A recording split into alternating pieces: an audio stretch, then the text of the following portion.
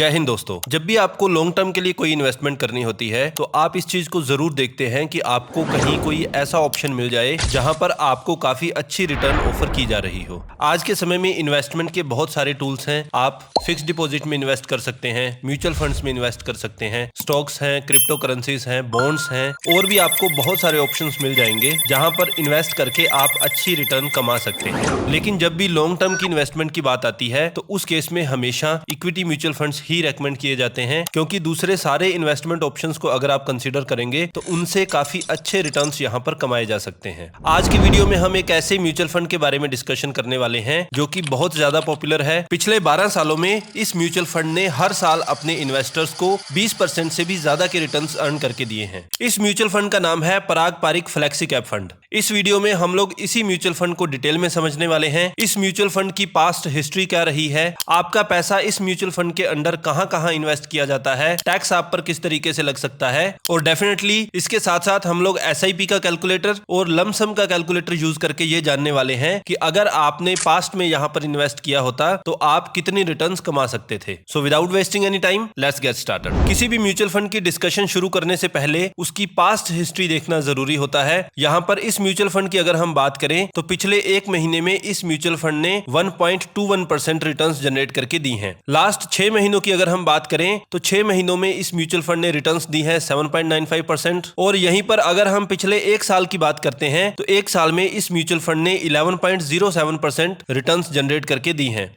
अब पिछले 1-1.5 साल में मार्केट बहुत ज्यादा वोलेटाइल रही है और म्यूचुअल फंड्स के लिए कंसिस्टेंट रिटर्न्स जनरेट कर पाना बहुत बड़ा चैलेंज रहा है। लेकिन ऐसी मार्केट कंडीशंस में भी इस म्यूचुअल फंड ने 11% से ज्यादा की रिटर्न्स हमें अर्न करके दी हैं। थोड़े और लंबे टेन्योर की अगर हम बात करें, 3 साल की अगर हम बात करें तो 3 साल में एनुअलाइज्ड 23.41% रिटर्न्स हर साल इस म्यूचुअल फंड ने जनरेट करके दी हैं। अब इक्विटी म्यूचुअल फंड के लिए 3 साल से भी बड़ा टेन्योर देखना जरूरी होता है, क्योंकि पास्ट हिस्ट्री से हम फ्यूचर रिटर्न्स का आइडिया नहीं लगा सकते हैं, लेकिन पास्ट में मार्केट को बीट करने के मामले में इस म्यूचुअल फंड ने कैसा परफॉर्म किया है ये देखना भी जरूरी होता है। पिछले 5 साल की रिटर्न्स की अगर हम बात करें तो पिछले 5 साल में इस म्यूचुअल फंड ने एवरेज 25.03% एनुअलाइज्ड रिटर्न्स जनरेट करके दी हैं। तो हर साल 25% से ज्यादा की रिटर्न्स जनरेट कर पाना एक बहुत ही चैलेंजिंग टास्क होता है किसी भी म्यूचुअल फंड के लिए। अब इससे भी लंबे टेन्योर की अगर हम बात करें तो इस म्यूचुअल फंड को एस्टेब्लिश किया गया था 2013 में, तो अब तक लगभग 12 साल हो चुके हैं। 12 सालों की एवरेज रिटर्न्स अगर आप देखेंगे तो हर साल इस म्यूचुअल फंड ने 20.07% रिटर्न्स जनरेट करके दी हैं। तो कंसिस्टेंट रूप से इस म्यूचुअल फंड ने काफी अच्छे रिटर्न्स अपने इन्वेस्टर्स को अर्न करके दिए हैं। अब एक बार ये भी देख लेते हैं कि अगर आप यहां पर 1000 रुपए की एसआईपी करते तो डिफरेंट टेन्योर्स में आप कितने रिटर्न्स जनरेट कर सकते थे। अब यहां पर पास्ट हिस्ट्री से हम लोगों ने देखा कि इस म्यूचुअल फंड ने 20% के आसपास रिटर्न्स जनरेट करके दी हैं, जो कि पिछले 12 सालों का एवरेज है। तो यही 20% हम लोग यहां पर भी लेकर चलने वाले हैं। अगर 1000 रुपए की एसआईपी हम 20% के अकॉर्डिंग 5 साल के लिए भी लेकर चलते, क्योंकि म्यूचुअल फंड में जब आप एसआईपी करते हैं इक्विटी म्यूचुअल फंड्स में तो यही रेकमेंड किया जाता है कि मिनिमम 3 से 5 साल की एसआईपी आप जरूर करें। तो 1000 की एसआईपी 5 साल में बनती 98,704 रुपीज। यहाँ पर आपकी इन्वेस्टेड अमाउंट रहने वाली है 60,000 रुपीज। यही इन्वेस्टमेंट को, यही एसआईपी को अगर हम 10 साल के लिए कंटिन्यू करते तो ये अमाउंट हमारी हो जाती 3,44,311 रुपीज। यहाँ पर हमारी इन्वेस्टेड अमाउंट है 1,20,000। अब टेन्योर थोड़ा और लॉन्गर करते हैं, क्योंकि म्यूचुअल फंड की इन्वेस्टमेंट्स जो है यहाँ पर कंपाउंडिंग का इफेक्ट जो है वही आपको एक्चुअल में वेल्दी बना सकता है। 10 साल की बजाय अगर हम यहाँ पर टेन्योर 20 साल लेते हैं तो 20 साल में आप इन्वेस्ट करने वाले हैं 2,40,000 रुपए, लेकिन आपका टोटल कैपिटल यहाँ पर बनने वाला है 24,76,194 रुपए। तो आप देख सकते हैं कि 1000 की एसआईपी भी आपके लिए अच्छा खासा कॉर्पस जनरेट कर सकती है। टेन्योर को अगर हम थोड़ा और लंबा करें तो मैक्सिमम हम 30 साल का टेन्योर देखने वाले हैं। 30 साल तक अगर आप 1000 रुपए की एसआईपी चलाते हैं तो आपकी एक्चुअल इन्वेस्टेड अमाउंट रहने वाली है 3,60,000 रुपीज। लेकिन अब आपके म्यूचुअल फंड की एक्चुअल वैल्यू हो जाएगी 1,56,76,252 रुपीज। तो आप देख सकते हैं कि डिसिप्लिन के साथ 1000 की एसआईपी भी आपको एक करोड़पति बना सकती है। अब एसआईपी के बाद हम लोग देखते हैं लम सम इन्वेस्टमेंट को, जहां पर कि हम एक ही बार में अपनी इन्वेस्टमेंट करने वाले हैं। तो हम ये मानकर चलते हैं कि हमने एक ही बार में 1 लाख रुपए यहाँ पर इन्वेस्ट कर दिया है, वही सेम 20% की रिटर्न्स हम लोग एज्यूम करके चल रहे हैं, तो ये पैसा आपका 5 साल में हो जाएगा 2,48,832 रुपए। टेन्योर को 5 साल की बजाय अगर आप 10 साल करेंगे तो उस केस में आपका ये पैसा हो जाएगा 6,19,174 रुपए। इस 10 साल के टेन्योर को अगर हम 20 साल करके देखते हैं तो 20 साल में ये आपकी कैपिटल हो जाएगी 38,33,760 रुपीज। अब जैसा कि हमने बात की कि मैक्सिमम 30 साल तक हम रिटर्न्स देखेंगे, 1 लाख रुपए डिसिप्लिन रूप से अगर आप 30 साल तक रखते हैं तो आपकी टोटल कैपिटल यहाँ पर बनने वाली है 2,37,37,631 रुपीज। तो आप देख सकते हैं लॉन्ग टर्म में कैपिटल एप्रिसिएशन के लिए ये बहुत ही अच्छा म्यूचुअल फंड आपके लिए हो सकता है। अब एक बार ये भी जान लेते हैं कि इस म्यूचुअल फंड की टॉप 10 होल्डिंग्स क्या क्या है, कहां कहां ये म्यूचुअल फंड हमारा पैसा लगाने वाला है। सबसे ज्यादा पैसा हमारा HDFC बैंक में जाने वाला है जो कि रहने वाला है 8.06%। फिर उसके बाद बजाज होल्डिंग्स में पैसा जाता है जो कि पोर्टफोलियो का 6.93% है। उसके बाद अगले जो मेजर इन्वेस्टमेंट्स हैं वो है power grid corporation, coal India, ICICI bank, ITC limited, Kotak Mahindra, Bharti Airtel, Mahindra and Mahindra and Maruti Suzuki India. तो ये जो है टॉप 10 होल्डिंग्स हैं इस म्यूचुअल फंड की।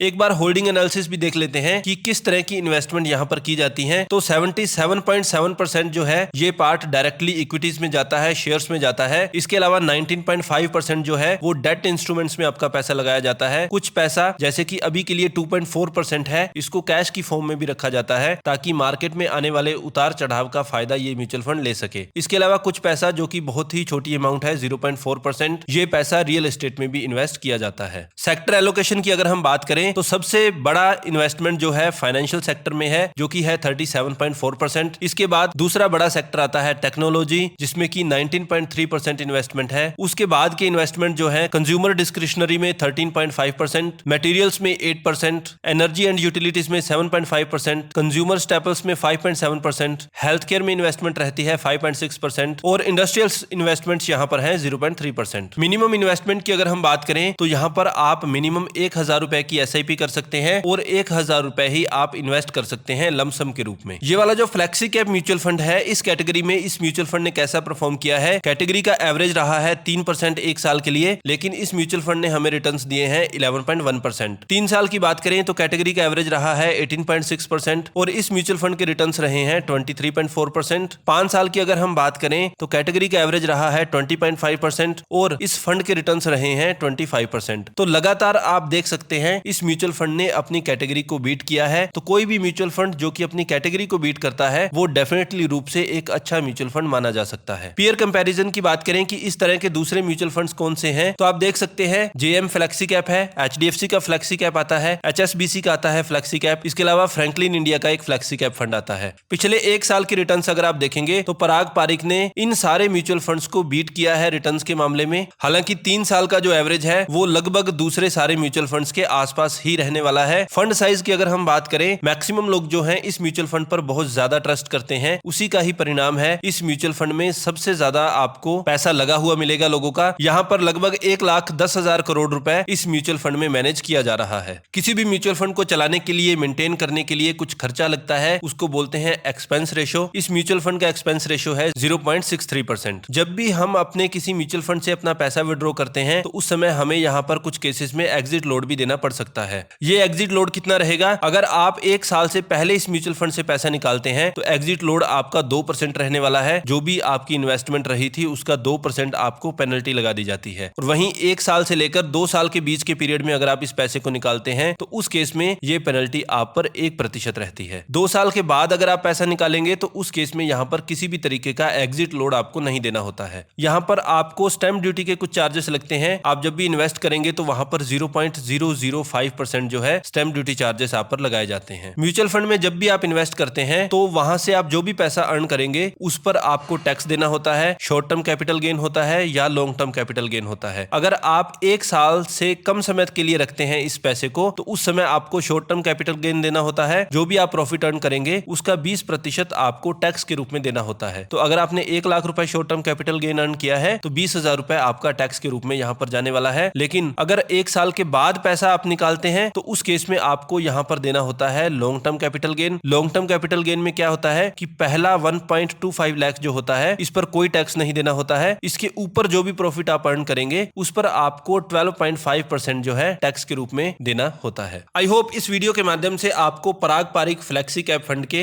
इंपॉर्टेंट एस्पेक्ट्स, पास्ट परफॉर्मेंस इसकी कैसी रही है, सब कुछ समझने में मदद मिली होगी। अगर आपको हमारा वीडियो यूजफुल लगा, हमारा कंटेंट आपको इन्फॉर्मेटिव लगा, तो please like and share the video and don't forget to subscribe the channel. Thank you so much.